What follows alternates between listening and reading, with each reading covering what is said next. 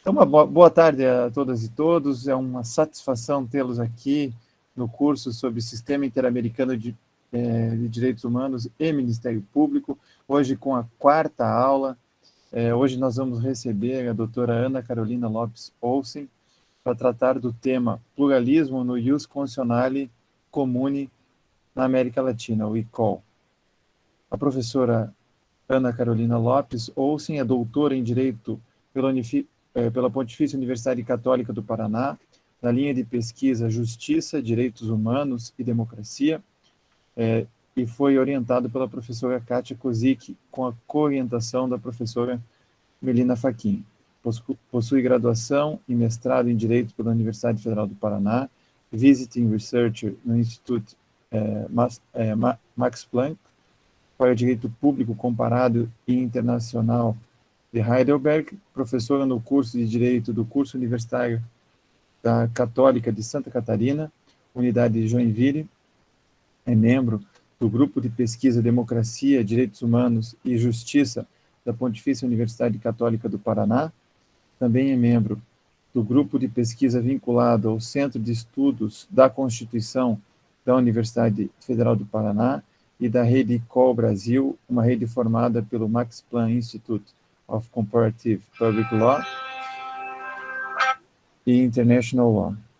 É com muita alegria, então, que temos você aqui, Ana. Falamos de você ontem, né? Eu tive uma banca com a Melina e com a Flávia Pevezan, e eu me baseei num texto seu sobre margem de interpretação, né?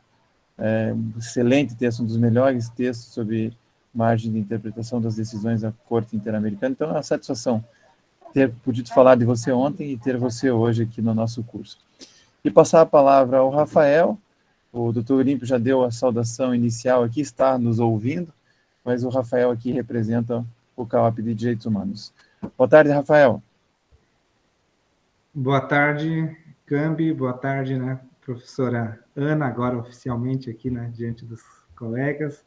É uma grande satisfação, né, nos sentimos lisonjeados por recebê-la virtualmente no Ministério Público do Paraná, e temos a certeza que a sua contribuição hoje aqui vai fechar com chave de ouro a primeira etapa do nosso curso, que é uma etapa mais teórica e conceitual, né, que busca situar os membros do Ministério Público em relação às quais as razões teóricas estão por trás da utilização do sistema interamericano, dos precedentes, não apenas das normas convencionais, mas também de todo o corpus iuris, né, todos os parâmetros de atuação que devem ser, né, seguidos, né, talvez não cegamente, mas pelo menos levados em consideração no nosso dia a dia funcional. Então, é uma alegria muito grande ouvir, né, direto da fonte, de alguém que está aí trabalhando com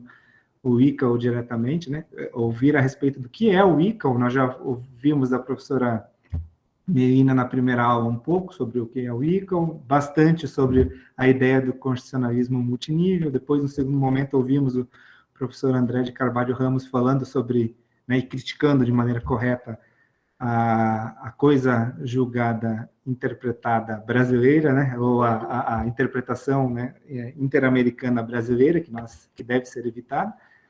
E, por último, ouvimos o professor Siddhartha falando sobre o constitucionalismo interamericano, né, a Corte Interamericana enquanto uma corte de direito constitucional. E hoje eu acho que vai fechar com chave de ouro esse nosso primeiro momento teórico, porque teremos a oportunidade de ouvir alguém que fala um pouco sobre talvez o outro lado, né, até que ponto as instituições nacionais podem agir, né, qual que é o limite, qual que é a margem, qual que é o âmbito dentro do qual nós temos ainda discricionariedade, né? Se nós, até eu cheguei a comentar com você nas nossas conversas por WhatsApp, será que aderir ao sistema é um suicídio intelectual, é um suicídio interpretativo, hermenêutico? Não podemos mais interpretar, temos que acatar cegamente tudo que vem já, né, entre aspas, pré-fabricado do sistema interamericano. Então, acho que muita alegria recebê-la hoje aqui, e estamos todos aí atentos e ansiosos por ouvi-la. Muito obrigado. Então, eu agradeço, sensibilizada essas palavras gentis, tanto do Rafael, pelo convite que o Rafael me fez. O Rafael foi meu colega de doutorado, então, na verdade, né, partilhamos aí muitas aulas e muitas trocas, e é uma honra poder estar aqui num momento que, na verdade, não é de aula, mas de conversa, de novamente, troca, né, de opiniões e de posições jurídicas e posições acadêmicas que a gente vai amealhando ao longo dos nossos estudos, né? É só uma questão de biblioteca, a gente vai formando mais para cá ou mais para lá, a partir das influências de biblioteca que a gente vai tendo. Um prazer, novamente, né, ouvir o Eduardo Campi foi meu conterrâneo na UFPR, a gente eventualmente se trocava, né, informações por lá, então uma honra muito grande estar aqui junto, né, aos membros do Ministério Público, e louvo especialmente a iniciativa, né, do Rafael, a iniciativa do Ministério Público de pensar um curso para se refletir a respeito do sistema interamericano, seus limites, suas possibilidades, e eu gostaria que os senhores saíssem da palestra de hoje, ou da nossa conversa de hoje, melhor dizendo, com uma perspectiva de novas chances, novos futuros, novas linhas, novas explorações, né, e uma oportunidade de diálogo com o sistema interamericano. Eu acho que é essa a mensagem que eu gostaria de deixar, né? Que nós vejamos o sistema interamericano como uma oportunidade de ferramenta de luta pelos direitos humanos, que com certeza é a luta de todos nós, né? É a luta do Ministério Público, então é nesse sentido que a contribuição foi desenhada. Vou pedir licença para apresentar minha tela. Já peço de antemão eventuais desculpas se der alguma coisa errada. Eu estava conversando com o Rafael, eu não estou tão mais familiarizada com o Meet, depois que a gente acaba, né, se acostumando com outras ferramentas, mas vamos em frente. Então, minha proposta para a gente conversar hoje, e eu deixo, né, já de antemão todos absolutamente à vontade para me interromper durante a apresentação. Eu sei que nós temos aí um tempo previsto para o final para diálogo, mas às vezes no final a gente acaba esquecendo o que ia perguntar, né? Então, não me oponho, não me incomodo de forma alguma com qualquer questionamento que porventura venha durante a nossa conversa. Então, fiquem absolutamente à vontade, né, para a gente conversar.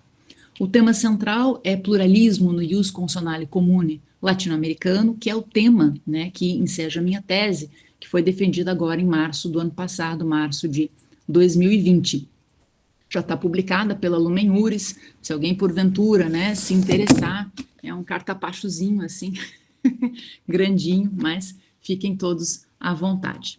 Bom, a ideia do ius consonale comune parte de algumas premissas teóricas que muito provavelmente a professora Melina Fachin já conversou com todos os senhores, que é a ideia de um pluralismo jurídico, no qual, na verdade, atualmente a gente encontra uma profusão de normas jurídicas, tanto em nível nacional, regional, internacional e em várias instituições e vários órgãos internacionais que produzem normas jurídicas. Então, na verdade, hoje em dia, para um mesmo caso concreto, confluem normas jurídicas de diversas fontes. E a questão central é, muitas vezes, verificar como seria possível, né, lidar com todas essas fontes e lidar com todos esses parâmetros jurídicos que deveriam se complementar, mas às vezes se chocam. Diante dessa perspectiva, os choques mais graves normalmente se verificam no consonalismo multinível, ou seja, nós temos uma produção de normas de natureza material constitucional, ou seja, voltadas para a defesa de direitos e para o controle do exercício do poder público, que nascem em várias searas dentro de uma mesma região. Vamos tomar por base aqui a nossa região latino-americana.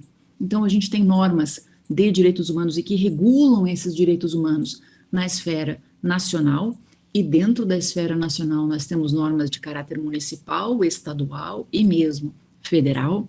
Daí nós encontramos normas na seara regional, que são, por exemplo, oriundas de convenções interamericanas, convenções regionais adotadas pelos estados latino-americanos, também decisões judiciais que criam direito. A gente parte da premissa do Orkniana que as decisões judiciais criam direito também, as opiniões consultivas, que fazem parte, né, da competência da Corte Interamericana de interpretar a Convenção Americana e também outros tratados regionais. Então, a gente tem aí uma interpretação autorizada pela própria Convenção desses documentos jurídicos nacionais, e nós também, muitas vezes, temos uma influência de tratados internacionais, como o Pacto Internacional de Direitos Civis e Políticos, o Pacto Internacional de Direitos Econômicos, Sociais e Culturais, e assim por diante, que dialogam diretamente com as premissas normativas regionais a partir da atuação da Corte, que também, né, faz uso dessas fontes internacionais. Diante desse pluralismo, né, que como a imagem sugere é colorido, é multiforma, né, como é que a gente pode encaixar essas normas jurídicas? E a partir dessa premissa, eu encontrei uma possível resposta na teoria de Michel Delmas-Marty, que fala na ideia de harmonização. Essa harmonização, ela implica que os encaixes dessas normas jurídicas provenientes dos diversos níveis do constitucionalismo precisam estar focadas em alguns estándares comuns. Então, significa dizer, essas normas precisam dialogar entre si. Elas não podem ir cada uma para um lado, né? Então elas precisam se encaixar de alguma forma. E esse encaixe, digamos, estaria pensado a partir da ideia de estándares comuns. Mas esses estándares comuns que permitem esse encaixe não desconfiguram essas normas, não fazem com que essas normas percam a sua textura, que essas normas percam a sua forma. Então, é um encaixe que permite que isso seja visto como um direito comum, mas que mantém a sua identidade, mantém as suas características. Esses níveis, então, vão funcionar segundo uma premissa do princípio da subsidiariedade, mas pensado pela ótica da cooperação. Nós sabemos que o princípio da subsidiariedade foi incorporado agora muito recentemente no preâmbulo da Convenção Europeia de Direitos Humanos, a partir de um protocolo, num protocolo a esta convenção, que entrou em vigor em agosto desse ano. E entrou em vigor com o objetivo de, em uma certa medida, frear os avanços que a Corte Europeia estava fazendo nas decisões mais incisivas a respeito da proteção de direitos humanos, né, e, digamos, gerando algum atrito com os Estados nacionais. Então, a partir daí, eles resolveram decidir, especialmente a partir da Convenção de Brinton, de 2011, e aí várias tratativas foram acontecendo, se aprovou o protocolo, mas o protocolo só conseguiu as assinaturas e entrou em vigor agora, em 2021. E a partir dele, então, afirma-se que aquele sistema regional funciona pela ótica da subsidiariedade. Num sentido geral, essa subsidiariedade significa o quê? Significa que os estados estarão sempre na linha de frente na proteção e na definição das normas de direitos humanos. São eles que estão, digamos assim, com os órgãos predispostos a atender às hipóteses e os casos de violação de direitos humanos. A gente sempre brinca que, diante de uma violência, a gente procura a delegacia, né? Não o comitê da ONU, a gente começa em casa. E, por acaso, se esses órgãos internos falharem, se a normativa interna falhar, se mostrar omissa, insuficiente, deficiente, né? Aí é o momento das vítimas procurarem a atuação do sistema regional. Então, por isso, esse sistema regional ele é subsidiário, ele vai atuar na falta, na omissão, na deficiência do sistema nacional. Essa é a premissa geral da ideia de subsidiariedade e aquela que, digamos, informou o protocolo número 11 da Convenção Europeia. Para o sistema interamericano, se nós olharmos a Convenção Americana, nós perceberemos que ela não traz a ideia de subsidiariedade com essas palavras, mas usa a noção de complementariedade. E isso nos sugere uma outra concepção, uma concepção em que os órgãos regionais não ficam apenas em stand-by. Eles não vão ficar apenas lá esperando que, porventura, o Estado falhe. Eles também têm uma atuação diretiva, uma atuação de cooperação com os Estados nacionais, a fim de que eles estejam, esses Estados nacionais, orientados às melhores práticas para a proteção de direitos humanos.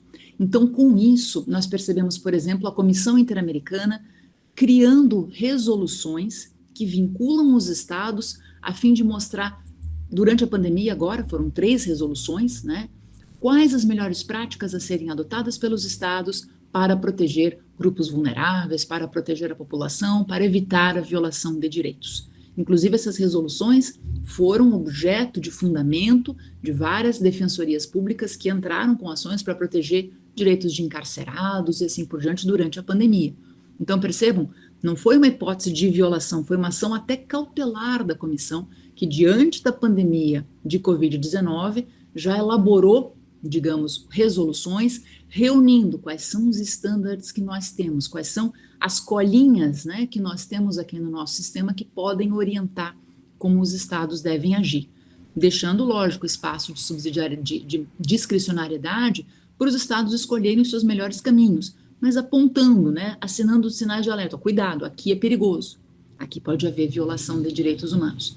Então, quando nós pensamos a subsidiariedade por essa ótica de cooperação, nós percebemos que o órgão regional, tanto a Comissão Interamericana quanto a Corte Interamericana, tem uma atuação não só subsidiária quando o Estado falha, mas também de direcionar, de orientar as melhores práticas. Claro que essa orientação de melhores práticas precisa vir de algum lugar. E a Corte Interamericana, a Comissão Interamericana não são oniscientes, elas não têm condição de saber quais são todas as melhores práticas que os estados podem adotar para proteger direitos humanos. E aí entra o lado de colaboração e cooperação, que é de incumbência dos estados. Os próprios estados, e quando eu falo estado, por favor, não entendam isso exclusivamente como um monolítico, né? Ou seja, uma bola de boliche totalmente sólida, mas quando a gente fala em estado, nós estamos falando de todos aqueles agentes, todos aqueles órgãos, toda aquela estrutura complexa que personifica a atuação do Estado diante da sociedade. Então, na verdade, quando a gente fala aqui que o Estado tem que cooperar com o sistema interamericano, mostrando as suas melhores práticas, nós estamos falando das decisões judiciais, nós estamos falando das leis que foram criadas, de políticas públicas que foram desenvolvidas, de ações que foram propostas pelo Ministério Público e deram bons resultados. Então, percebam, todos esses órgãos têm uma contribuição para o sistema. O sistema não precisa olhar para o Estado, né, como um bloco fechado. Diante dessa noção, essa subsidiariedade cooperativa, ela opera em 3 dimensões. Na dimensão procedimental, na dimensão substancial e na dimensão remedial. E dentro dessas searas que eu já vou abordar, ela implica tanto uma posição mais deferente, no sentido de deixe o Estado atuar, ele está indo num bom caminho, quanto numa atuação mais ingerente, uma atuação de controle, opa, aqui a violação pode acontecer ou está acontecendo, é momento de nós atuarmos. Quando a gente pensa a dimensão procedimental, nós estamos pensando geralmente dentro daquela perspectiva do esgotamento dos recursos internos. Então, nós estamos falando do procedimento necessário à provocação do sistema interamericano. Então, quando a gente fala aqui que deve haver o esgotamento dos recursos internos, nós estamos dando um espaço para o Estado atuar. Um espaço em que o Estado pode demonstrar que suas instituições estão funcionando.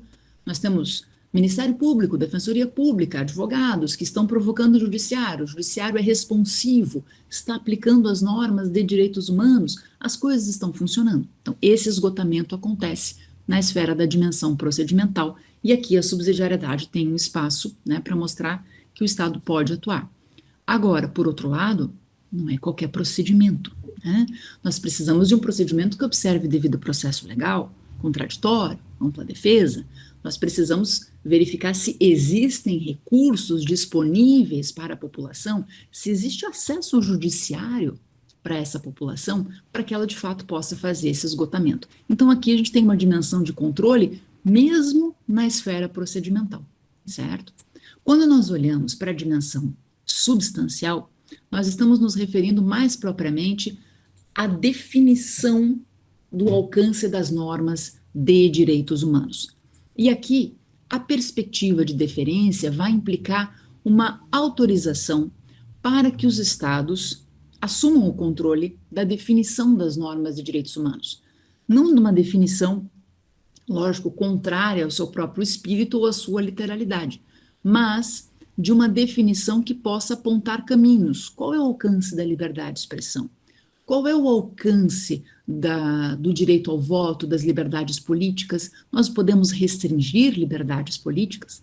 Né? Inclusive, a gente pode conversar depois no intervalo ou no momento posterior sobre a opinião consultiva mais recente da Corte Interamericana, justamente definindo parâmetros de democracia, que com certeza serão muito importantes nos próximos meses aqui na realidade brasileira.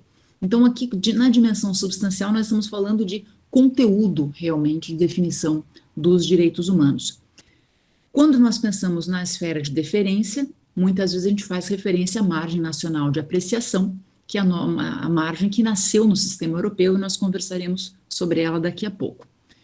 E, quando nós pensamos na ideia de controle, normalmente nós fazemos referência no sistema interamericano à ideia de controle de convencionalidade, um controle por meio do qual os órgãos interamericanos, porém não só eles, também os órgãos nacionais, podem verificar a compatibilidade do direito interno com esse corpus iuris interamericano.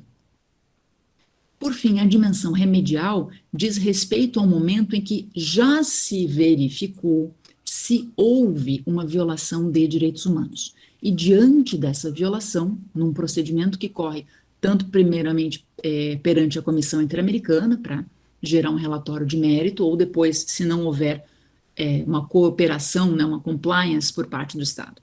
Isso vai migrar para a Corte Interamericana e gerar um processo jurisdicional. Então, aqui, depois de uma sentença, se verifica o quê? Quais são os mecanismos que existem para reparar a violação de direitos humanos. Ou seja, aqui nós estamos no sistema interamericano e sabemos que não basta determinar ao Estado que ele pague uma indenização. O pagamento de uma indenização é só o começo. E muitas vezes não é nem a pretensão da vítima. Muitas vezes, para uma vítima de violação de direitos humanos que teve um filho torturado por um policial ou executado por um policial, teve uma situação de filho que não teve acesso a medicamento, ou não teve acesso a um tratamento de saúde condigno, o que ele quer é um pedido de desculpas, por incrível que pareça.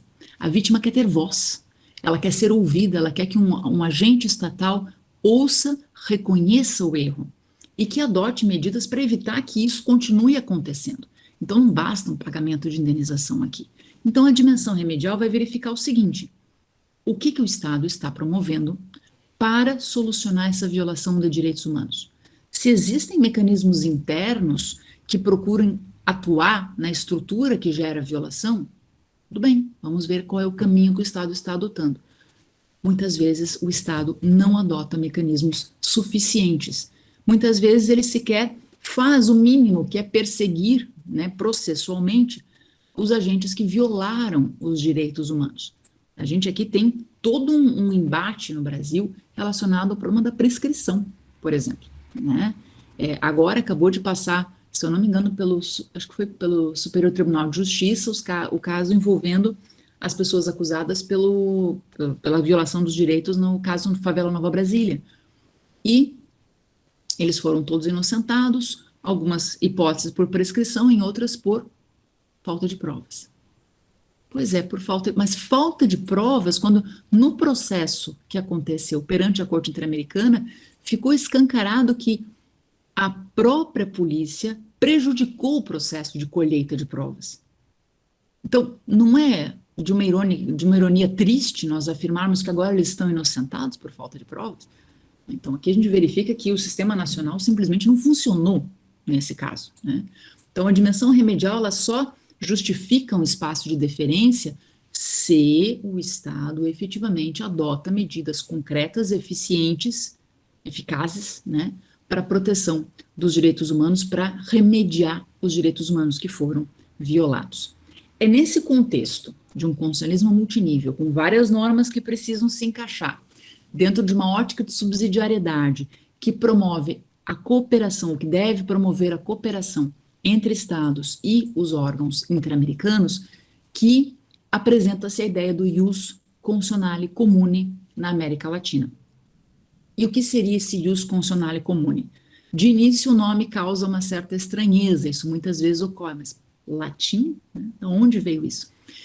Esse ius consonale comune, ele começou a ser projetado já há aproximadamente 20 anos, a partir de uma interlocução muito intensa de acadêmicos do Max Planck, mas antes que se defenda, mas é um projeto eurocêntrico. Não, porque desses acadêmicos com acadêmicos juízes latino-americanos.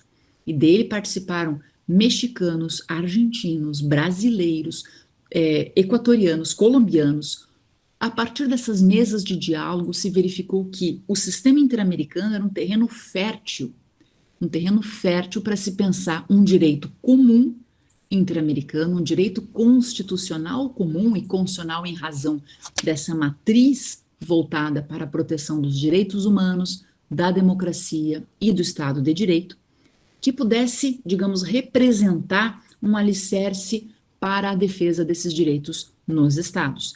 Então, a gente está diante de uma ideia que surgiu mais ou menos há 20 anos atrás, a partir dessas conversas, e que buscou uma linguagem que fosse comum aos povos latino-americanos. E daí a ideia de se utilizar o latim, né? Voltando à raiz, digamos, das duas línguas, o português e o espanhol.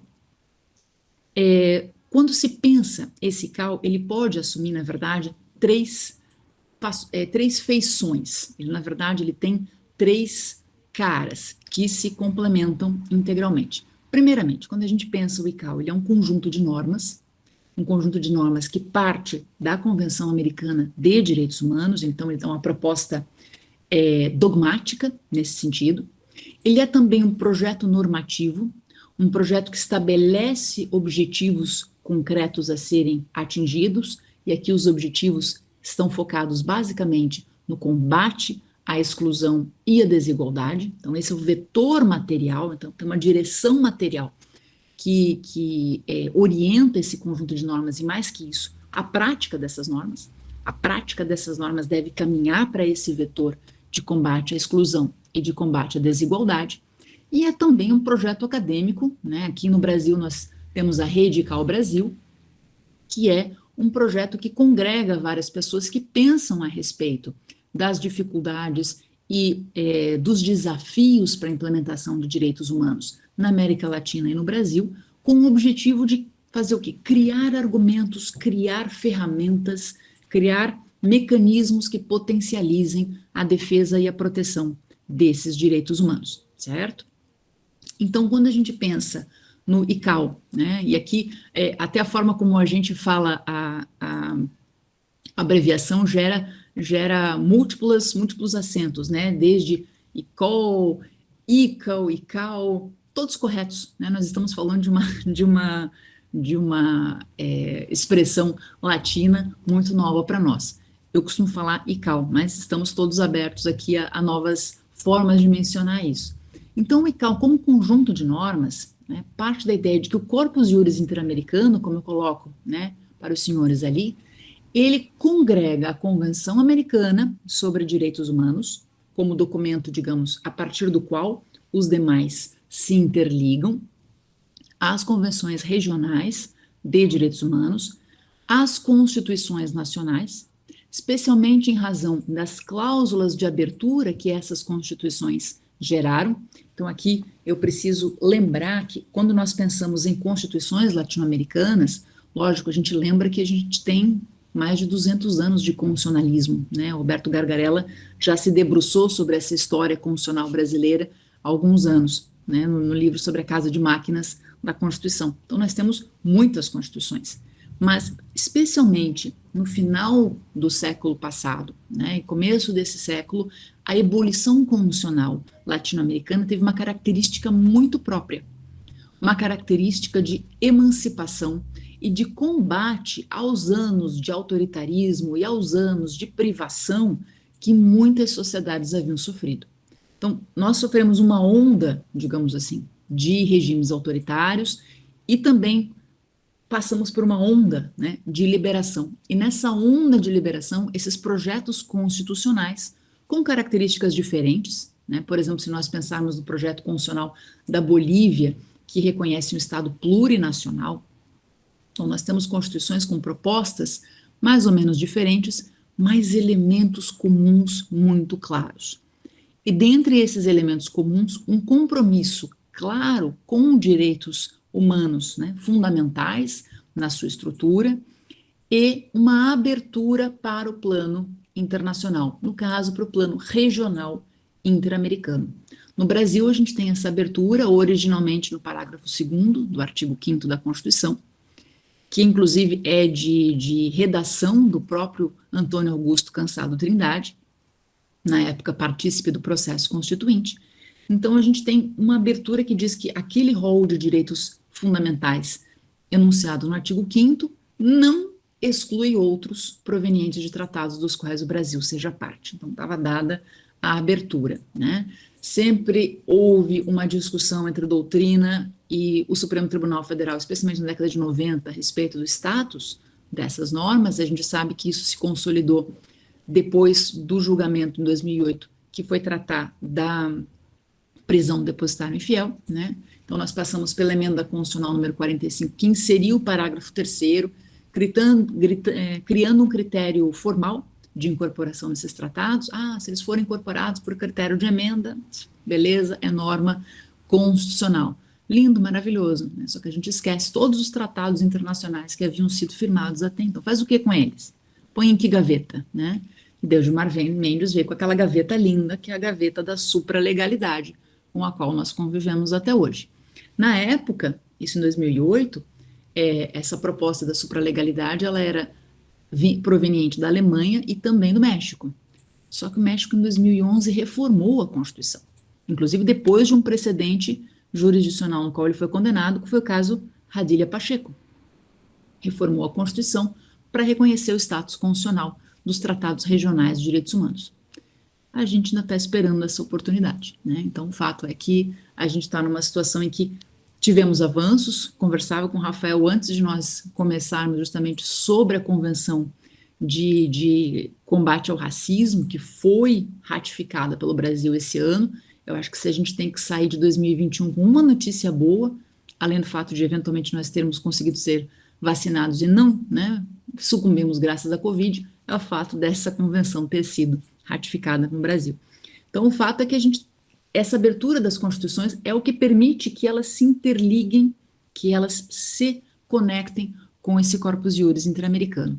E, por fim, um outro elemento central são as sentenças, as medidas provisionais, as opiniões consultivas proferidas pela Corte Interamericana. Então, tudo isso forma, né, blocos. Tenho certeza que o Siddhartha Legale conversou com vocês sobre o bloco de convencionalidade, sobre o bloco de constitucionalidade. Então, esses blocos se formam a partir desse conjunto. Agora, como é que nós harmonizamos isso, né? Essa harmonização de normas que vem das constituições, dos tratados, como é que nós conseguimos organizar um viés interpretativo que seja, né, condizente com todas as propostas jurídicas? E aí que tem um papel relevantíssimo a ideia dos diálogos judiciais.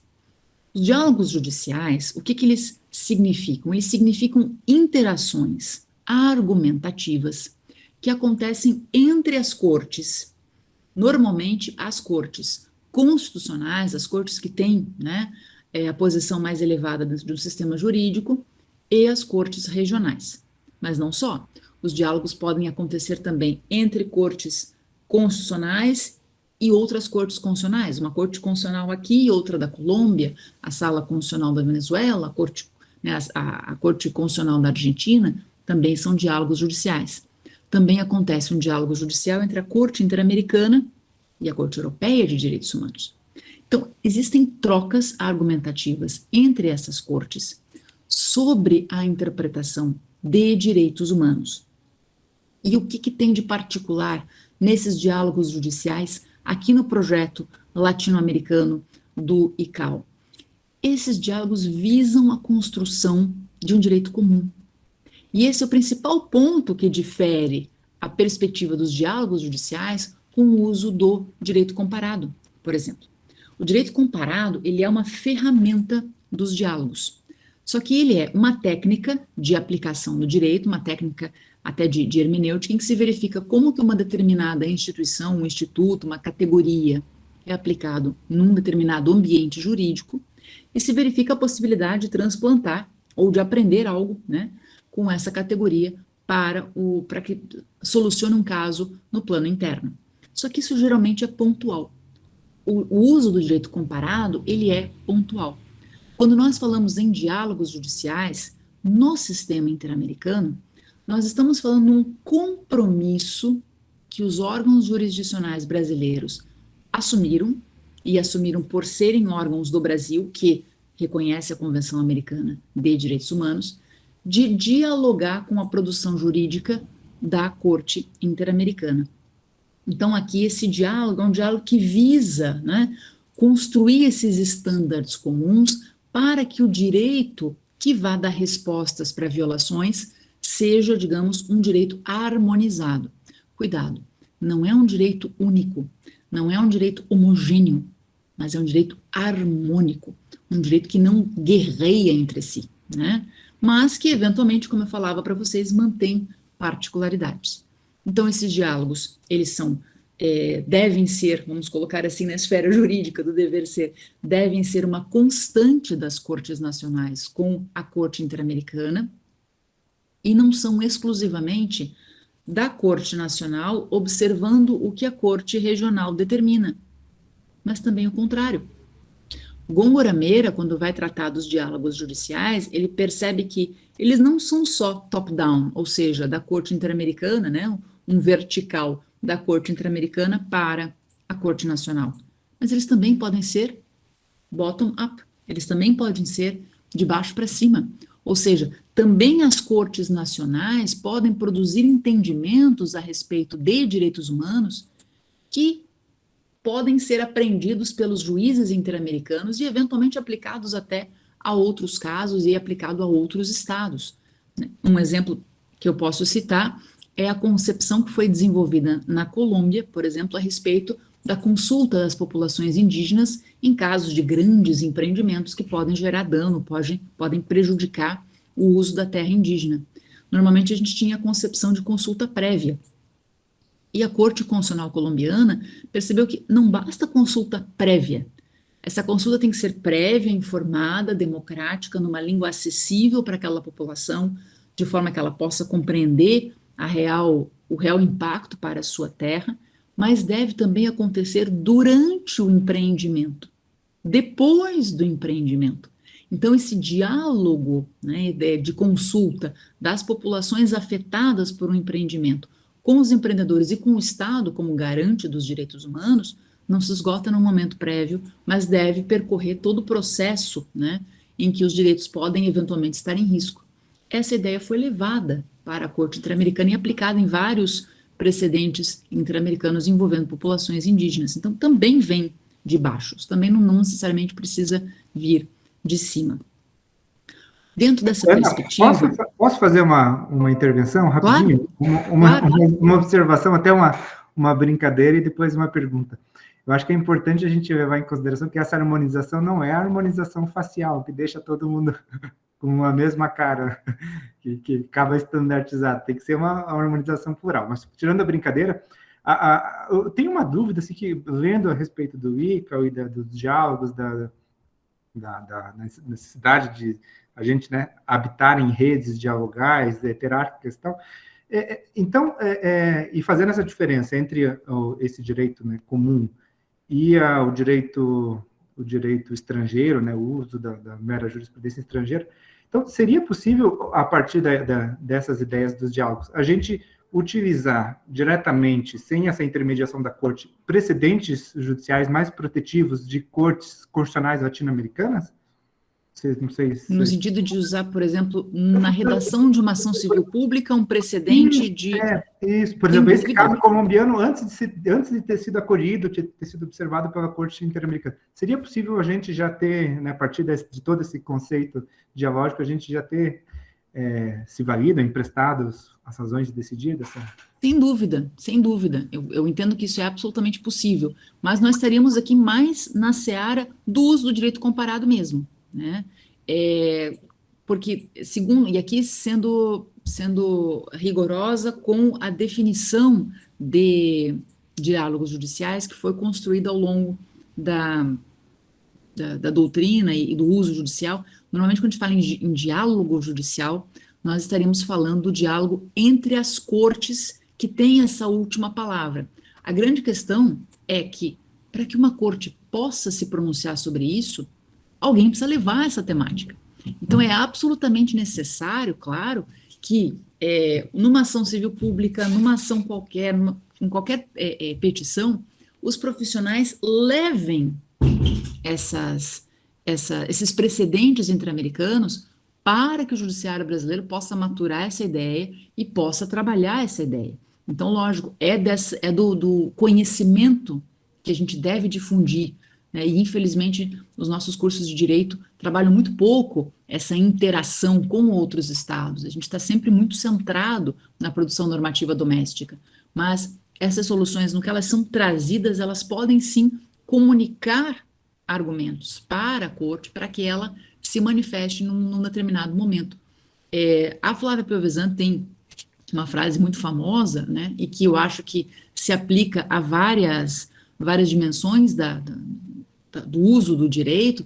Ela diz que todo juiz é um juiz interamericano, né, na medida em que todo juiz tem a responsabilidade de aplicar o corpus juris interamericano. Puxa, mas o juiz aqui de Curitiba, quando ele vai tomar essa decisão... Claro. Um bom exemplo é o estado de coisas inconstitucional, né, que o Supremo Tribunal Federal usou o precedente da Colômbia para dizer que nosso sistema carcerário é omisso, né, e eu acho que isso é muito interessante, porque como você dá ao ICOL uma amplitude muito grande, para nós, no Ministério Público, isso é muito importante, porque a Convenção Americana de Direitos Humanos não fala de direitos fundamentais sociais, a não ser na progressividade do direito fundamental social, ou seja, é muito pouco o que ela faz, e o mesmo protocolo de São Salvador fala só em direito à educação e liberdade sindical. Então, o ICOL, se a gente tomar somente pela convenção e pelo protocolo, ela é insuficiente, a proteção é insuficiente dos direitos fundamentais sociais. Mas quando você dá esse conceito mais alargado para, inclusive, podemos pegar lá na Constituição equatoriana, na Convenção boliviana, por exemplo, regras de participação popular na construção das decisões, a democracia participativa, por exemplo, ou da defesa do meio ambiente. Isso é muito importante porque você permite esses diálogos de direito comparado, ou verticais ou horizontais, ou transversais, não sei como é que nós vamos chamar isso, mas isso, para o Ministério Público, é bastante significativo. Que bom. Inclusive, a Marianne Slaughter, que veio com essa nomenclatura do vertical horizontal, ela menciona um diálogo híbrido, que é essa proposta que o Rafael mencionava, em que você busca, né, uma informação de uma corte estrangeira aqui, não da corte regional, mas da corte estrangeira, e isso eventualmente pode até chegar na corte regional depois, ou pode ficar aqui. Então, você tem momentos diferentes. Percebam que esse diálogo, ele não é um discurso estático, ele é um momento de vai e vem, né? Tanto que, como eu coloco aqui, ele é uma via de mão dupla. Ele caminha tanto no sentido das cortes nacionais pensarem argumentos, como da corte regional pensar argumentos, né? No que diz respeito à proteção dos direitos sociais, eu sei que a temática não está focada hoje nisso, mas especialmente depois do caso Lagos del Campo, a Corte Interamericana já deu toda uma nova conotação para a judicialidade dos direitos sociais no sistema interamericano. O próprio caso Lagos del Campo fala em direito ao trabalho, fala em direito ao salário. Depois a gente tem o caso Poblete Vilches versus Chile, em que nós temos o reconhecimento do direito à saúde, lá e não só do Protocolo de São Salvador, mas daí da Carta da OEA e da Declaração dos Direitos e Deveres, né, Declaração Americana dos Direitos e Deveres, também com judicialidade no sistema interamericano.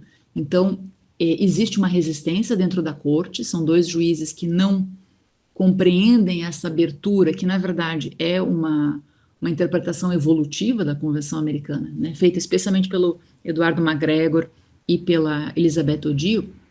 Então, o Poblete Bill, o Bill Grossi e o colombiano, me faltou o nome dele, Humberto Sierra, são os dois juízes que são mais reticentes, tanto que eles sempre fazem voto contrário. Mas, no geral, a Corte Interamericana já está criando precedentes até na área de direitos econômicos, sociais e culturais, que é um dos grandes gargalos do problema latino-americano, né? Nós temos um déficit de realização de direitos que gera desigualdade, que gera exclusão, muito em função de todo um menosprezo que a história jurídica latino-americana criou em relação a esses direitos. Basta a gente lembrar, né, de juristas brasileiros falando em normas programáticas, quando a Constituição dizia é dever do Estado.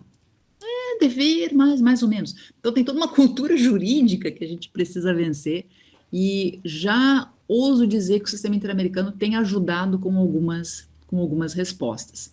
Então, quando nós pensamos... Só mais uma pequena Diga. intervenção, porque essa expressão que a jurisprudência da Corte Interamericana traz, né, que a convenção é um living instrument, ou seja, rompe essa visão meramente dogmática de que a gente tem que encontrar lá no texto da convenção o determinado direito.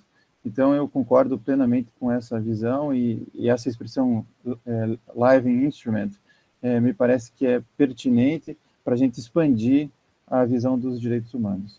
Verdade, verdade. Obrigada, Eduardo. Então, a gente pensa nessa perspectiva do diálogo judicial como uma via de mão dupla, né, que visa gerar uma maior coesão no sistema, um intercâmbio de ideias, e que possa solucionar algumas controvérsias hermenêuticas, né, e já chama atenção para os dois tópicos finais, ou seja, a cooperação não é aceitação. O Rafael falava isso no começo, né, da nossa conversa. Não é uma aceitação top-down, como se os juízes brasileiros, os juízes argentinos, os juízes colombianos tornassem juízes absolutamente acríticos que simplesmente aceitam uma produção jurídica iluminada que vem da Corte Interamericana. Tanto a Corte Interamericana precisa que esses juízes pensam, porque ela muitas vezes tira dessa produção jurisdicional novas teorias, novas concepções que ela mesma vai aplicar depois. Então, a gente precisa de uma interação que respeita, e por isso cortesia judicial, que respeita cada interlocutor como um interlocutor válido. O interlocutor do Supremo Tribunal Federal é tão válido quanto o interlocutor da Corte Interamericana de Direitos Humanos. Claro, existem momentos diferentes. Quando o processo chega lá, ele chega com uma autoridade que a gente não pode negar e a gente não pode fazer de conta que não existe. Né? Mas existe uma importância no que existe de produção jurídica nacional. Então, não é só aceitar, mas você não pode fingir que não existe. Dentro dessa perspectiva, tem um professor de direito internacional, acho que é Victor Balzan, que é argentino, se eu não me engano, que ele fala em diálogo crítico, e me atrai muito essa ideia. O que é o diálogo crítico? O diálogo que está pronto a ouvir, receber os argumentos, mas digerir de acordo com cada sistema. E o Brasil já fez um diálogo crítico, né, no caso do controle de convencionalidade do tipo penal de desacato. É a tal coisa, nessa situação específica, cada um pode ter uma posição acadêmica mais favorável ou mais contrária à criminalização do desacato. Eu, muito particularmente, não gostei da decisão, porque eu esperava, honestamente, uma vanguarda que reconhecesse um ranço que a gente tem, que é esse crime de desacato, que na verdade simplesmente protege uma determinada categoria de agente em relação a todos os demais, né? Porque afinal de contas, se o lixeiro sofrer um xingamento, ele não consegue dar voz de prisão por causa de desacato, né? Então, o que tem o outro de tão importante? Mas na verdade, fora a minha posição particular a respeito do desacato, é inegável que o voto do ministro Roberto Barroso de fato dialoga com os precedentes interamericanos. Se deu ao trabalho de corretamente citar os precedentes e tentar fazer um distinguishing.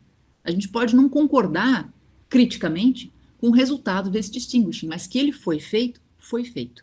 E ele representa por si só um avanço. A decisão por si só representa uma predisposição que já era mais rara, já foi mais difícil de acontecer, do sistema nacional, em dialogar com o sistema interamericano. E por isso que eu gosto de enfatizar que no sistema interamericano nós não podemos pensar os estados como coisas muito separadas, né? Porque afinal de contas, senão a gente vai olhar, o Brasil é o presidente Bolsonaro. O Brasil não é o presidente Bolsonaro. Oh, desculpa, caiu a lâmpada. O Brasil não é o presidente Bolsonaro. Acho que até que ele ouviu, né? Deve ter soprado pro lado de cá. Logo, logo vai aparecer mulher pelada na tela, né? Aquelas invasões, assim. Mas o fato é que a gente tem, né, várias searas de atuação que são importantes. Eu estou vendo que o tempo está indo um pouquinho para frente, vou tomar a liberdade de passar o controle de convencionalidade, que eu creio que vocês já conversaram, e falar um pouquinho sobre o foco do sistema interamericano na preocupação com o constitucionalismo transformador.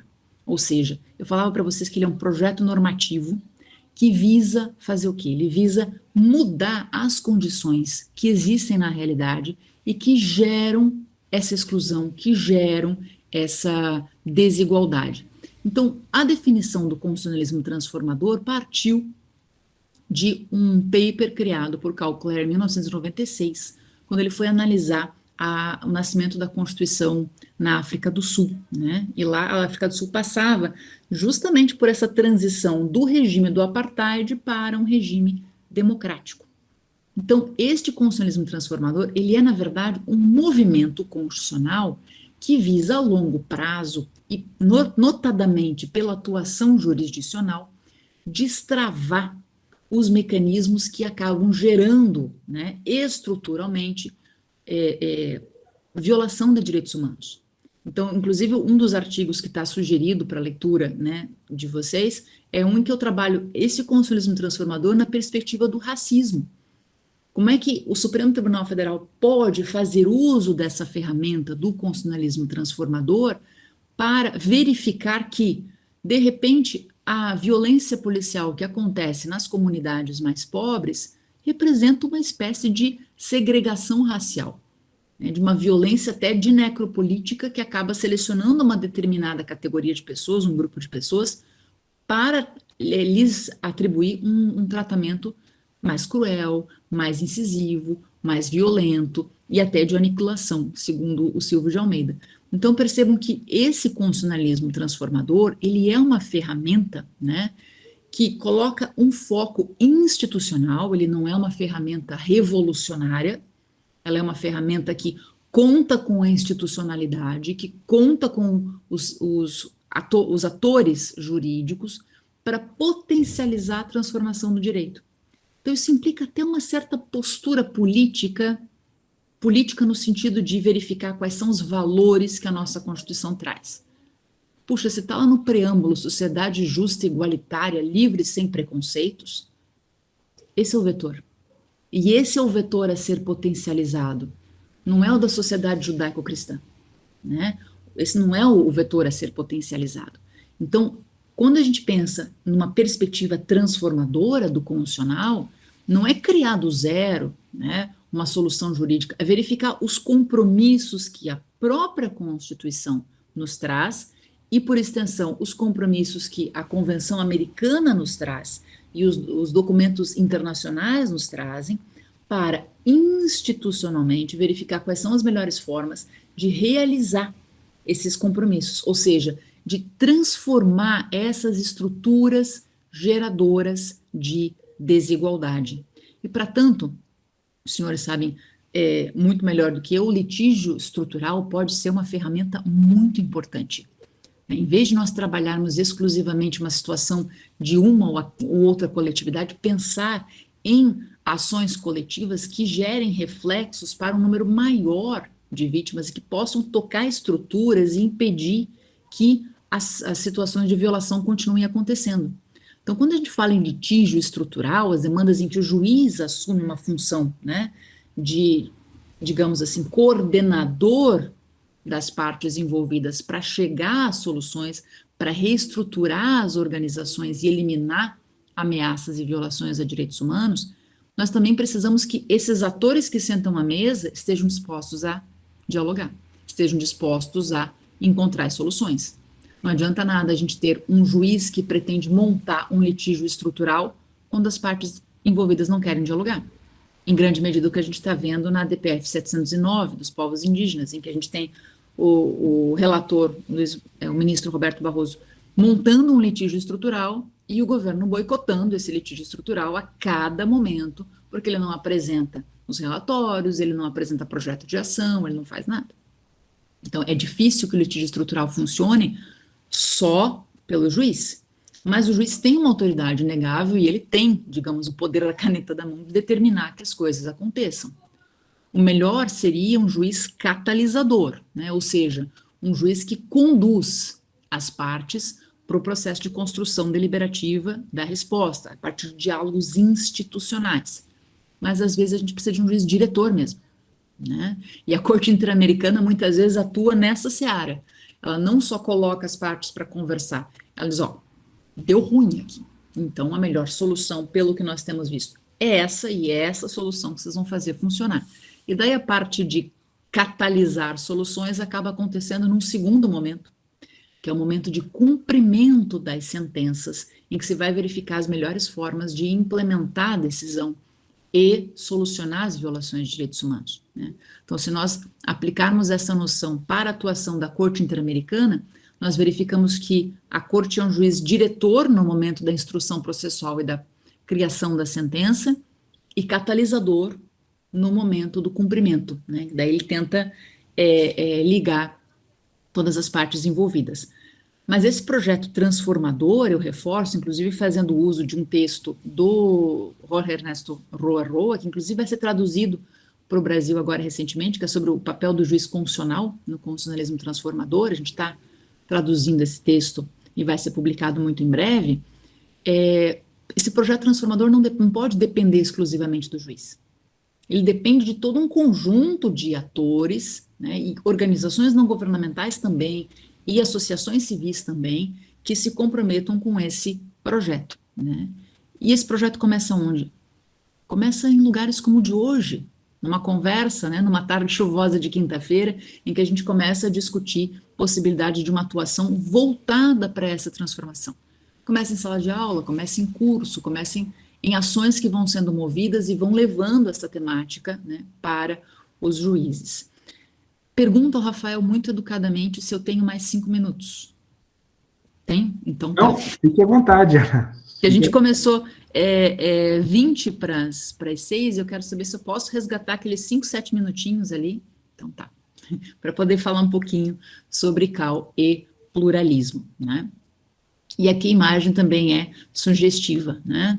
É uma ideia um pouco caótica em que a gente pode juntar, né, todas essas normas e toda essa produção jurídica que existe em várias áreas, em vários níveis, no constitucionalismo multinível, mas que gera um efeito que é, no mínimo, agradável aos olhos, mas também, né, de múltiplas possibilidades e sempre em movimento. Então, o ICAO ele precisa levar em consideração o movimento que vem dos estados e pensar, né, nesse movimento como um movimento que vai contribuir para uma solução jurídica mais adequada. Então, por exemplo, a gente pensa os estándares comuns, não devem ser, então, um projeto unificador, não devem, então, ser autoritários, mas eles vêm como um solo fértil, a partir do qual a gente pode construir vários projetos de vida. E o ICAO, em várias sentenças interamericanas, testemunha a Corte, percebendo a validade de se reconhecer projetos políticos diferentes.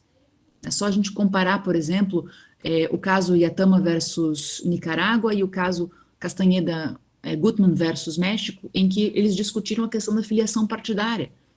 Em uma solução, a filiação partidária não era uma questão importante e não violava direitos humanos, essa exigência para efetividades de candidatura política. Na outra situação, violava. Então, as perspectivas históricas de cada estado devem ser levadas em consideração. Os projetos de vida, não só dos estados, mas dos grupos sociais dentro dos estados, precisam ser observados. Então, a gente também não pode ter legislações uniformizadoras dentro dos estados.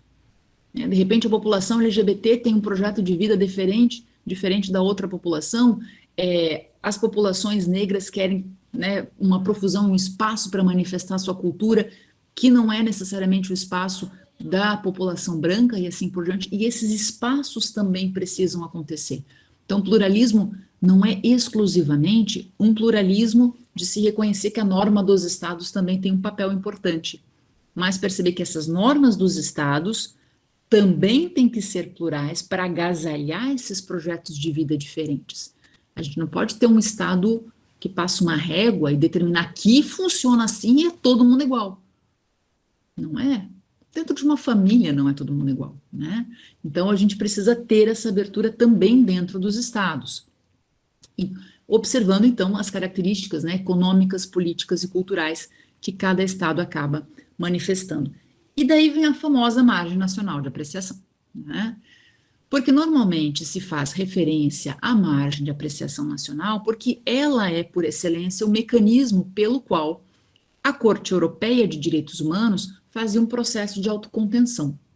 Então, diante de uma interpretação díspare, isso começou no caso Handicide versus Reino Unido, a respeito de um livrinho, né, um livro vermelho, que foi considerado obsceno, né, pela sociedade britânica da época, e isso chegou na Corte Interamericana, e a Corte Interamericana, bom, quem tem melhor condição de verificar se é obsceno ou se não é, se é imoral ou se não é, são os professores dessa escola no Reino Unido. Então, se eles acham que é obsceno e imoral, vá lá, né? Vamos reconhecer isso como juridicamente adequado, a corte se contém, né?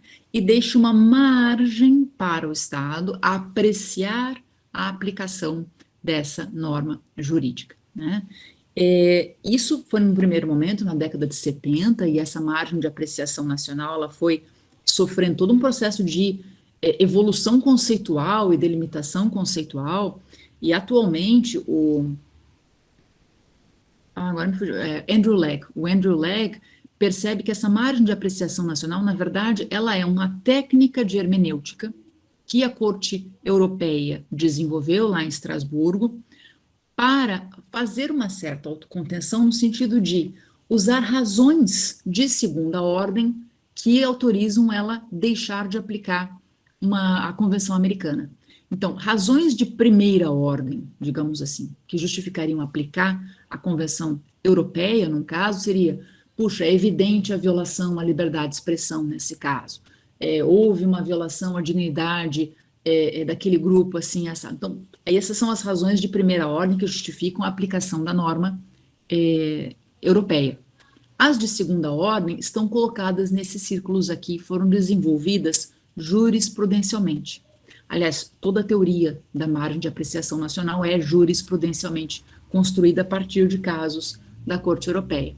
O primeiro deles, ausência de consenso, né? Significa dizer, se entre os vários estados europeus não há um consenso sobre se os presos podem ou não podem votar, estou falando aqui no caso Hirst versus Reino Unido, né?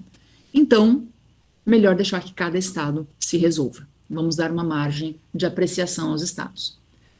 Contrário senso, se existe um consenso entre os estados e todos eles concordam com esta solução, então vamos, né, aplicar essa solução a todos, porque ela parte de um consenso entre esses estados. Você já deve estar começando a intuir como é complicado de definir o que é consenso e o que não é. E, de fato, é bastante difícil, a própria corte é muitas vezes contraditória em seus julgados sobre o que é consenso e o que não é. Maior perícia dos agentes internos. Vale mais a palavra de quem está próximo dos fatos, no calor da situação, sabendo o que está acontecendo. Então, aqui melhor deixar que os agentes estatais cheguem à melhor solução, porque eles estão mais próximos.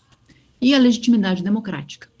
Puxa, se essa restrição a um direito fundamental é proveniente de uma lei que foi deliberada democraticamente, que foi discutida pela sociedade, então essa lei deve prevalecer, pois ela é expressão da vontade política dessa sociedade. Bom, esse conceito de margem de apreciação, que ainda está em evolução, está em aplicação, é um conceito heterogêneo, né, de uma geografia bastante variável, às vezes se aplica, às vezes não se aplica, muitas vezes é aplicado junto com o princípio da proporcionalidade, né, tanto que existem autores como o Gerhard Letzas, que diz que não tem margem nacional de apreciação, é ou autocontenção ou aplicação de proporcionalidade, né. A gente pode conversar um outro dia. Mas, na verdade, o que acontece é que esses fatores são fatores que autorizariam o Estado a ter uma margem maior. Mas é uma margem. Não é simplesmente virar a página da Convenção Europeia e dizer, não vou aplicar porque não existe ou porque não é vinculante, né? Então, não é uma carta em branco para os Estados fazerem o que quiserem. Eles ainda estão pautados pelo vetor material da Convenção.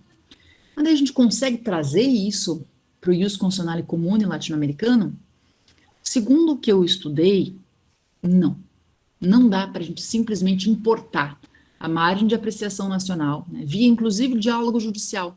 Vai à Corte Interamericana, olha, a Corte Europeia aplicou margem de apreciação, vamos trazer para cá e vamos aplicar aqui. Não. Assim como eles não aplicam lá o controle de convencionalidade que nós criamos aqui. Essas criações são fruto de uma realidade jurídica e histórica e política de cada região. Por isso que a gente tem sistema regional, né? Então, a margem de apreciação aqui tem uma dificuldade grande de ser aplicada no sistema interamericano. Primeiro por quê? Primeiro por um problema dogmático mesmo. A nossa Convenção Americana diz lá no artigo 2º que os estados assumem o compromisso de adaptar o direito interno. Você tem que adaptar o direito interno para a Convenção, essa margem de apreciação já é muito complicada. Não existe nenhuma previsão nesse sentido lá na Europa. Aliás, na Europa agora a gente tem positivada a margem de apreciação, coisa que aqui está longe de acontecer. Outra, aqui a gente não está falando de um livro, né, que pode ser obsceno, a gente está falando de uma população encarcerada que morre, a gente está falando de genocídio indígena, a gente está falando de uma dimensão de violação de direitos humanos que é infinitamente grave e necessita uma atuação cogente. Outra, a gente tem uma corte que verifica que cada caso que entra é uma oportunidade para verificar respostas de forma estrutural. Então, lá a gente tem uma corte com 47 juízes, que analisa 2.000 casos por ano. Aqui a gente tem uma corte com 7 juízes, que analisa 30, 40 casos por ano. Cada caso é uma janela de oportunidade para enfrentar exclusão e desigualdade social, né? Além das próprias dificuldades para enfrentar esses fatores de segunda ordem. Isso gera uma impressão de, bom, então não tem deferência possível. Joga fora essa ideia, não tem deferência possível. Mas tem que ter uma deferência possível, porque a gente precisa pensar no pluralismo, a gente precisa pensar que os atores nacionais têm um papel a cumprir e precisam ser respeitados também. A questão é que a deferência no sistema interamericano tem que preservar direitos humanos. Tem que estar focada em Estado de Direito, tem que estar focada em democracia. Se ela perde esse foco, ela não é deferência. Se o Estado quer deferência para violar direitos humanos, ele não quer deferência. Ele simplesmente não quer cooperar, ele está resistindo, ele está, soberania do Jambodã, né? Então tem que se verificar para que é essa deferência. E não é a margem de apreciação levantada por Brasil, Argentina, Colômbia, Chile e Paraguai, naquela declaração ao sistema interamericano, que resolvem a situação. Deixo em aberto, a gente poderia falar, né, sobre os limites e as possibilidades da deferência, mas se isso for do interesse, né, de vocês perguntam e eu abordo essa temática que aparece aqui, né, quais os limites para a deferência no EQUAL e quais as possibilidades para a deferência no ECAL. A gente pode conversar nos próximos minutos com o aval de vocês, né, mas por hora a mensagem é que a gente deve realmente dar as mãos dentro de todos esses níveis do sistema, porque isso com certeza é mais eficiente para proteger os direitos humanos. Agradeço, Rafael, já peço desculpas, né, num habeas corpus preventivo, por ter tomado o seu tempo, por ter avançado o horário. Obrigada.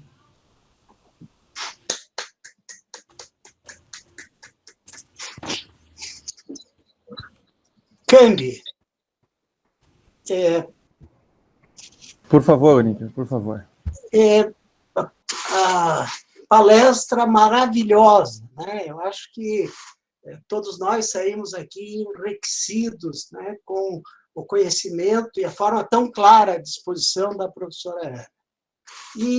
Mas ela é tão maravilhosa que me estimula, né, a colocar mais um ponto aí nesse contexto, que diz muito respeito à realidade brasileira, né? Dentro dessa perspectiva, né, de um constitucionalismo transformador, né, que atenda a compromissos como, por exemplo, da erradicação da pobreza, da superação das desigualdades sociais, ou da existência mesmo do Estado democrático de direito.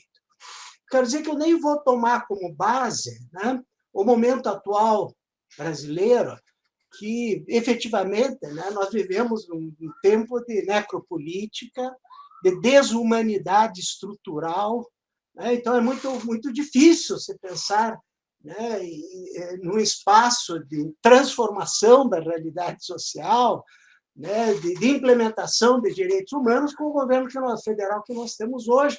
Mas eu vou voltar no tempo para dizer que isso acontece desde sempre, né? E o ponto que eu queria trazer aqui para a reflexão é exatamente essa perspectiva de que, enfim, né, do que está previsto, por exemplo, no Pacto Internacional dos Direitos Econômicos, Sociais e Políticos, ou mesmo na Declaração Americana de Direitos Humanos e tal, mas, enfim, o distanciamento, né, dessas regras para a realidade cotidiana de milhões de brasileiros, né? E eu tenho, nesses anos todos, né, estou completando 45 anos de Ministério Público, né? E esses anos todos eu tenho, enfim, experimentado essa angústia da impotência, né, de poder fazer do espaço da justiça um espaço mesmo de transformação social, um espaço de luta para a transformação social. E um ponto que eu falava muito isso na área da infância e da juventude, falo hoje na área de direitos humanos, né, na perspectiva de que lugar de direitos humanos é nos orçamentos públicos, né? E a gente trabalha muito pouco isso, né? E a gente, enfim, ao mesmo tempo que nós usamos 50% do orçamento da União para pagar uma dívida que deveria ter sido auditada e que até hoje não foi, né, nós assistimos aí a PEC do teto dos gastos, né, congelando em 20 anos o investimento, né, num patamar insuficiente, o investimento em saúde, educação e assistência social, né? Onde a determinação recente do Supremo, inclusive agora, do estabelecimento da renda básica cidadã, não foi levada em consideração no orçamento. Há uma determinação do Supremo que, para o orçamento do ano que vem, se estabelecesse os recursos, enfim, né? Esse funcionamento todo de renúncias fiscais em bilhões, né? E não ter recurso para a implementação de políticas públicas. E quase sempre os tribunais, inclusive os tribunais superiores, acolhem a tese que não, da reserva do possível, né, dizendo que o administrador foi eleito e que, com essa legitimidade, ele é que faz o juízo de conveniência e oportunidade da aplicação dos recursos. Quando nós estamos tratando não do acesso ao ensino superior, como foi o caso, né, na Alemanha, que deu origem à teoria da reserva do possível, mas sim estamos tratando de gente que está morrendo de fome, está passando fome, que está morrendo de crianças que estão fora de creche, enfim, a população em situação de rua ampliada, desse contexto que nós estamos tratando, né? E a dificuldade, então, né, em relação à prestação da tutela jurisdicional, que se pega em teses como essa para dizer que aquilo que está lá na Constituição e que está nos tratados e nas convenções todas não se aplica porque, enfim, né, é o administrador, como eu disse, que faz o juízo de conveniência. Então, olha que contexto terrível. Insisto, né, nós podíamos estar falando aqui do governo federal atual, né, que esse, mas eu estou falando de sempre, desde sempre, do governo do Fernando Henrique, do governo popular, todos eles, né, privilegiando os interesses dos grupos econômicos, dos detentores do poder econômico, que, via de regra, também detém o poder político. Então, como é difícil, né, o constitucionalismo transformador, como é difícil, né, o espaço da justiça como espaço de transformação social dentro de um quadro desse, dentro de um quadro onde o Estado não cumpre com o dever institucional indelegável de asseguramento de direitos, de promoção social das pessoas, e o poder, infelizmente, né, o poder judiciário, quando provocado para isso, né, quando provocado para implementar as promessas de cidadania, né, já contemplados no nosso ordenamento jurídico, não responde adequadamente. Então, desculpe, né, eu me entusiasmei com a sua palestra, a ponto de querer saber também o seu pensamento sobre isto, né, sobre o fato de que não há destinação de recursos para a implementação de políticas capazes de garantir o Estado democrático. Ana, só chega uma pergunta Oi, aqui bem próxima do que o Olímpio falou, eu vou ler aqui para você já também responder a Daniela Moreira da Rocha Vasconcelos. Gostaria que a professora falasse um pouco sobre o impacto do teto de gastos na garantia de direitos e de que forma pode implicar em violação de direitos humanos. Obrigada.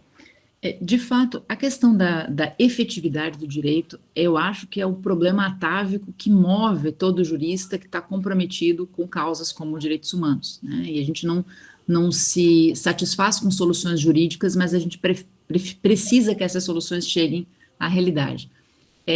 Inclusive, quando o senhor Dr. Olímpio trabalhava a ideia da reserva do possível, eu me lembrava que eu trabalhei a reserva do possível na minha dissertação de mestrado. E eu acho que eu tenho essa predileção de buscar as escusas que o poder público costuma usar para não efetivar direitos, para desmontá-las e dizer que não é bem assim. Porque, de certa forma, foi mais ou menos o que eu procurei fazer, também com a ideia de deferência no plano interamericano. Uma das coisas que eu percebo é que a gente tem uma segmentação que não se sustenta na própria visão do direito. Ou seja, aquele que vai trabalhar o orçamento não estudou direitos humanos. Ele não sabe o que é o sistema interamericano, ele não faz nem ideia o que é a Corte Interamericana, ele não sabe para que serve o artigo 5º da Constituição. Então, nós temos uma segregação do próprio pensamento jurídico que, eu posso ser um pouco ácida agora, mas que começa na universidade, em que, às vezes, nós temos professores de direito comercial, direito administrativo, que não conversam com o professor de direito constitucional, e o professor de direito constitucional que também acha, né, que está em cima da pirâmide do Kelsen, não precisa ir conversar com o professor de direito de família e o professor de orçamento e assim por diante. Então, eu acho que a construção do direito como um todo precisa de uma interligação maior. E na medida em que, e agora, isso é um projeto de vida, né? Isso não é uma coisa que se resolve do dia para a noite. Do dia para a noite, também não vejo solução, senão um trabalho contínuo de dar murro em ponta de faca, de forma progressiva e insistente, em que a gente adote aquela perspectiva do nunca mais, né? A gente saiu da ditadura com o Brasil nunca mais, ou seja, nunca mais tortura, nunca mais violência, nunca mais ditadura. A gente precisa usar esse gás para nunca mais isso, nunca mais aquilo, e isso precisa tocar também o judiciário. Então, se passa até por uma formação dos juízes, e no que diz respeito a os atores que movimentam o sistema judicial, é ser incansável mesmo, é provocar a todo tempo, é levantar os casos de forma progressiva e insistente, né? Até que eventualmente algumas causas chegam. Quando eu estudei direito, eu jamais imaginaria que nós teríamos uma causa no Supremo Tribunal Federal que discute violência policial no Rio de Janeiro. Ah, professora, mas não está surtindo muito efeito. Mas a causa está lá. 20 anos atrás ela seria impensável. Então eu acho que eu sou um pouco mais otimista, eu percebo toda essa dificuldade que nós temos e a emenda do teto de gastos foi o balde de água fria de 2017, que, né, gelou todos nós, estamos com esse resfriado até hoje, vai virar uma pneumonia muito em breve, porque a gente não consegue, né, solucionar esse problema.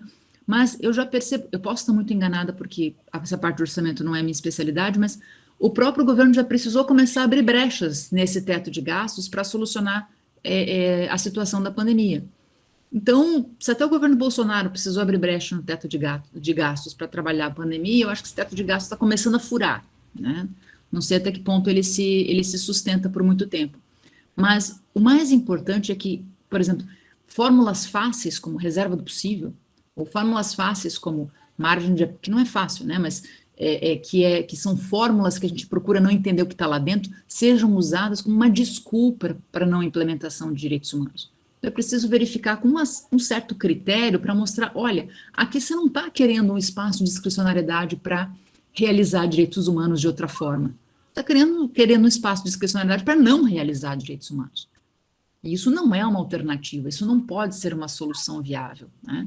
Então, nós precisamos progressivamente, e eu não vejo solução senão uma solução progressiva, porque a gente precisa também entender que por mais que o constitucionalismo seja transformador, e eu acho que eu percebi isso numa das manifestações também no chat, ele não é a Liga da Justiça, né? A gente não sou Mulher Maravilha, o Rafael não é o Superman, a gente não vai conseguir sair daqui e vestir uma capa e ó que o pessoal do Supremo veste capa e às vezes se empolga. Mas, né, não conseguimos resolver isso. A gente tem limites que são os limites do nosso próprio sistema. Então, a ideia de direitos humanos, ela tem que ser o mais interdisciplinar possível. Ela tem que entrar nos hospitais, ela tem que entrar nas escolas, ela tem que entrar no orçamento via política, ciência política. Então, é um processo lento e progressivo e com limites, infelizmente com limites graves. Mas eu penso que o constitucionalismo transformador ainda é um mecanismo interessante, especialmente a partir de questões como litígio estrutural, a participação em audiências públicas, que tem comovido o judiciário brasileiro, né? As audiências públicas têm levado questões relevantes para o judiciário. Eu acho que a gente pode sair dessa década, do ponto de vista da prestação jurisdicional, melhor do que entrou. Mas é cenas do próximo capítulo, né? Doutor Olímpio não tem como dar uma resposta assim mais assertiva para o senhor. Viu, professora Ana, por exemplo, né, a Comissão Interamericana agora recomendou a suspensão do pagamento das dívidas públicas, né, para atendimento da necessidade advinda da pandemia, né? No Brasil, sequer alguém chegou a cogitar, né? E insisto, é quase 50% do orçamento da União destinado ao pagamento da dívida. Aqui ninguém sequer chegou a cogitar de suspender o pagamento da dívida, né? Pelos interesses, né, dos grupos econômicos internacionais, nacionais. Perfeito. Nós temos, acho que, mais algumas perguntas, mas eu gostaria muitíssimo, além de agradecer a professora Ana, de ouvir a respeito das condições e das possibilidades do uso da deferência, né? E eu já acrescento aqui se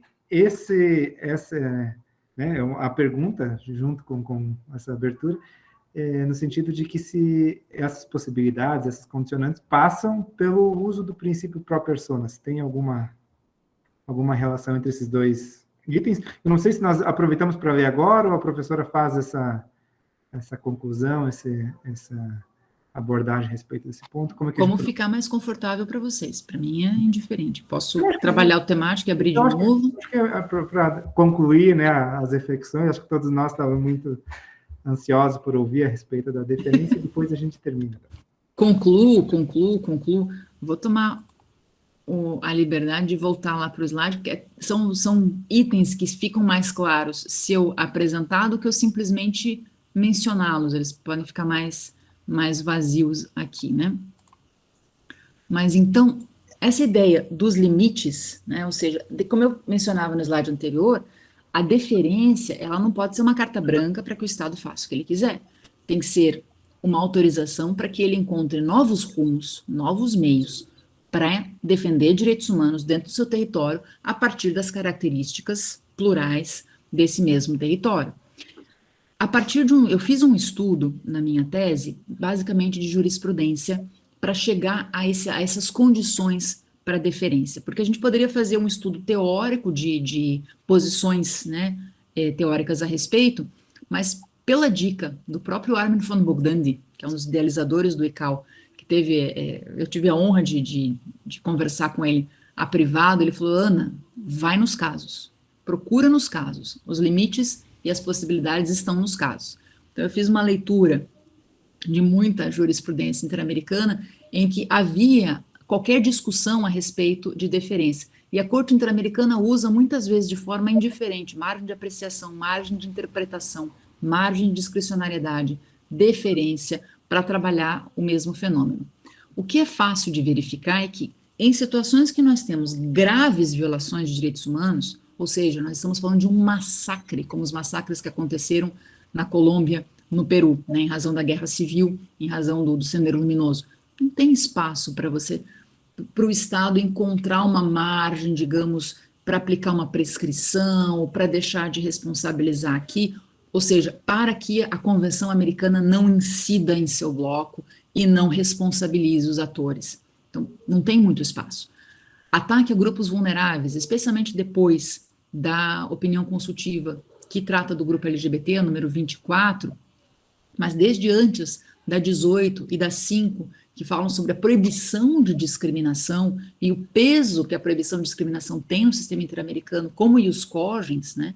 Não se admite que se use deferência para prejudicar grupos vulneráveis. Não, vou usar deferência porque aqui no Brasil a gente é racista mesmo, sabe? E a gente vai ficar desse jeito. Não, aí não tem espaço. Você não tem deferência para ser racista, você não tem deferência para ser intolerante do ponto de vista religioso, ideológico, político, ou seja lá qual for. Você não tem esse espaço de deferência para fazer violência de gênero, por exemplo, né? Então, para grupos vulneráveis, isso não se atende. E pelo histórico das decisões da Corte Interamericana, também não se verifica muita deferência nas hipóteses de liberdade de expressão. E aí a grande frustração que a gente teve com a hipótese do desacato, né? Mas o fato é que sempre que a Corte Interamericana lida com liberdade de expressão, ela associa essa liberdade de expressão a uma dimensão nuclear da democracia. E não concede espaços de deferência para os estados, por exemplo, fazerem uso do tipo penal da injúria, da difamação, para com isso silenciar as pessoas que têm uma opinião a respeito de certos casos, ou para denunciar autoridades e assim por diante. Então é uma posição bastante arraigada que a Corte Interamericana construiu, especialmente dos anos 2000 para cá. Existem limites que são colocados... Posso fazer uma observação bem rapidinha? Em relação à Corte, nós não temos nenhum posicionamento sobre a LGBTfobia, a criminalização da LGBTfobia. Mas a comissão, agora recentemente, no relatório sobre a situação dos direitos humanos no Brasil, diz que viu, não sei se com otimismo, ou apresentou alguma posição positiva para a criminalização da LGBTfobia no Brasil. Não seria esse um reconhecimento da deferência contra a liberdade de expressão? Não sei, algo... eu não veria como uma deferência contra a liberdade de expressão, porque a própria Convenção Americana, ela não autoriza a liberdade de expressão em discurso de ódio, né? O próprio artigo 13 diz que um dos limites à liberdade de expressão é o discurso de ódio. Então, eu acho que aqui é a própria aplicação desse limite do discurso de ódio, né, pela comissão. E, sem dúvida nenhuma, a gente está diante aqui de um caso de diálogo bottom-up, em que a gente tem um ótimo exemplo, né, da Corte Constitucional Brasileira, que está sendo agora ouvido pelo sistema interamericano, porque a opinião consultiva trabalhava basicamente dos direitos civis e políticos, né, da população LGBT e do direito ao nome social. Então, a gente percebe que aqui nós estamos contribuindo. Inclusive, o Brasil, quando deu a decisão do casamento homoafetivo em 2001, teve a sua decisão mencionada nessa opinião consultiva, ou seja, acontece esse diálogo de baixo para cima, que nos anima, né? A gente pode contribuir com alguma coisa. Dos limites convencionais, aqui entra a solução daquela tua pergunta a respeito da norma mais favorável, que está no artigo 29 da Convenção Americana, e, de fato, via de regra, a deferência se realiza quando a atuação do Estado é mais protetiva da pessoa ou do grupo, né, que tem seus direitos em perigo ou que tem seus direitos violados. Então, se você tem uma atuação, uma norma jurídica, uma interpretação jurisdicional, como essa da homofobia, que é mais efetiva no plano interno, é normal a gente aplicar o princípio da norma mais favorável e buscar com ele deferência. O problema é que o princípio da norma mais favorável não é, né, bombril de 1001 utilidades, né? E existem situações em que existe uma controvérsia. O jurisdicional nacional entende que a posição dele é mais protetiva. E a posição da Corte Interamericana diz, não é a mais protetiva. E um dos casos que envolveu isso foi na Colômbia a respeito dos limites, das restrições políticas dos funcionários públicos em que teria havido corrupção. Eu não lembro mais os detalhes do caso, mas era mais ou menos isso. É mais ou menos como a gente pensa com a lei da ficha limpa. A gente impede que as pessoas condenadas pela ficha limpa acedam a novos cargos políticos, é uma limitação grave e importante aos direitos políticos, mas nós entendemos que com isso nós temos uma legislação mais protetora da democracia. A Corte Interamericana nunca se pronunciou sobre isso, mas vai que um dia se pronuncie, não, mas não é mais protetora, vocês estão impedindo que essas pessoas se candidatem. Então, a norma mais favorável nem sempre dá uma solução muito fácil, né? Você pode ter normas mais favoráveis segundo uma interpretação de cada setor, e isso então gera dificuldade que vai nos levar a outros critérios, a gente vai precisar buscar outros critérios para solucionar. Outros limites, só pode haver deferência se o que se realiza no plano interno é legal e é legítimo. E quando eu digo legítimo, é uma legitimidade democrática que implica uma atuação de Congresso ou de parlamento, que implica um mínimo de debate, não é medida provisória. A medida provisória não é limite aqui. Então, você tem uma legitimidade democrática. Ah, mas e os 50 milhões de votos que foram depositados no presidente? Esses 50 milhões não estão presentes no conteúdo dessa medida provisória. Não tem uma carta branca para fazer o que quiser. Se a gente está falando de restrição a direito fundamental e a direito humano, tem que haver legitimidade democrática. E o fundamento dessa limitação que porventura aconteça no plano interno tem que levar em consideração os bens que eu coloco ali adiante, que são bens elencados no artigo 32, acho que é 32 da Convenção Americana, justamente apontando quais os bens jurídicos que poderiam justificar uma restrição. Tá, mas então sobra pouco? Sobra pouco, e é para sobrar pouco mesmo, né? Num sistema interamericano em que você tem estados que praticam graves violações de direitos humanos, não é para ter uma margem de deferência do tamanho de uma baleia, é um peixinho palhaço desse tamanho, né? Tem que ser um negócio realmente pequeno, porque é esse o espaço de deferência dentro do qual os estados vão poder atuar. E essa deferência ela se manifesta em 2 níveis. Primeiro, na definição, na restrição dos direitos humanos, ou seja, no espaço mais hermenêutico de construção do alcance das normas de direitos humanos, e, no segundo momento, nos remédios. Aqui a proporcionalidade tem um papel fundamental. Toda restrição que acontece no nível interno pode alcançar a deferência se ela for estritamente proporcional. E é proporcional daqueles 3 níveis que a gente conhece da Alemanha mesmo, né? A Corte Interamericana aplica essa proporcionalidade. Então, ela é, digamos, o ponto nevrálgico, e muitas vezes pode ter a razão de segunda ordem que for, proximidade da autoridade nacional, falta de consenso, e mesmo assim, se não houver proporcionalidade, a Corte não percebe qualquer espaço de deferência. Proteção do núcleo essencial dos direitos, né? Houve casos em que a Corte Interamericana mencionou, olha, isso vai anular por completo o direito dessa pessoa. Então, aqui a gente não tem espaço também. É claro que o núcleo essencial, ele não é um núcleo rígido, né? É um núcleo que é construído no caso a caso. Eu não me filio à teoria do núcleo rígido de núcleo essencial de direitos humanos. Eu acho que é um núcleo transitório. Para aquele caso, este é o núcleo, né? E isso deve ser defendido e construído argumentativamente. Vazios normativos, essa é uma das grandes brechas, junto com a proporcionalidade. Se a Convenção Americana não falou sobre aquilo, aqui tu tens um espaço. Aqui existe um espaço de construção, né? Por exemplo, a Corte Interamericana não havia falado, até o caso Iatama e o caso Castanheda Goodman, sobre filiação partidária como condição para se eleger. Isso não está escrito na Convenção Americana. Tá, e daí pode ou não pode?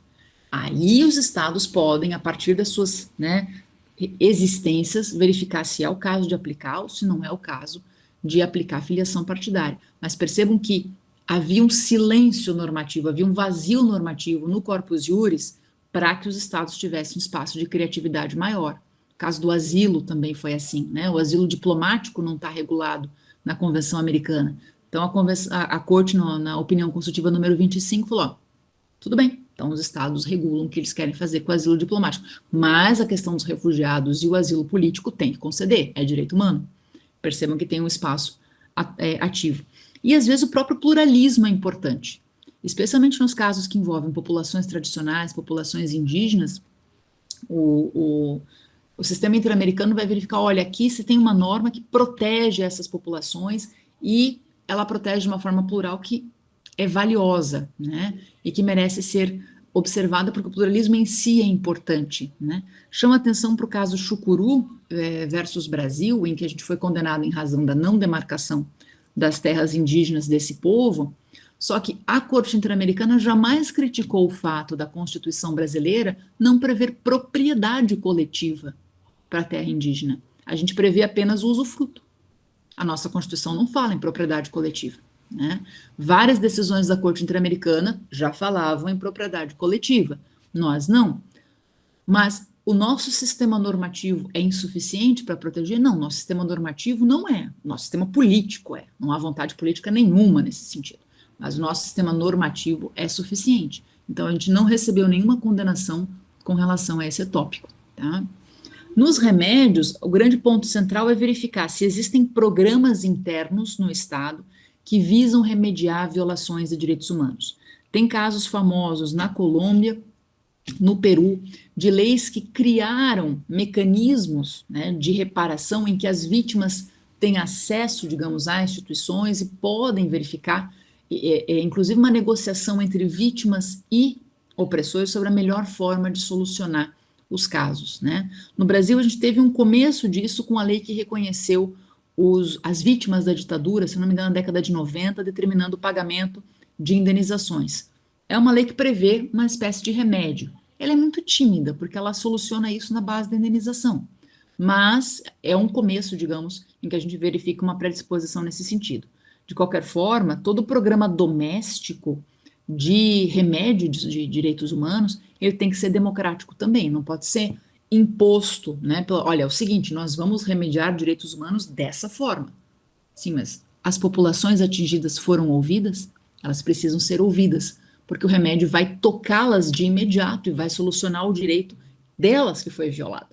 Então, isso precisa implicar uma democracia muito mais participativa, muito mais deliberativa do que a democracia formal, que muitas vezes a gente vê, né, nos estados latino-americanos. Então, basicamente, seriam essas as possibilidades de deferência dentro do ICAO.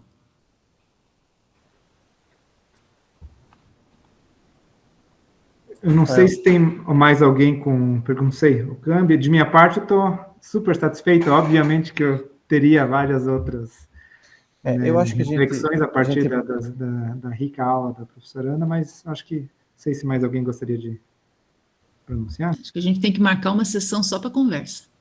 Não, eu acho que nós temos que trazê-la mais, Ana. Por uma semana, pelo menos, professor. Parece que a Daniela havia levantado a mão aí, ou foi impressão? Daniela Vasconcelos?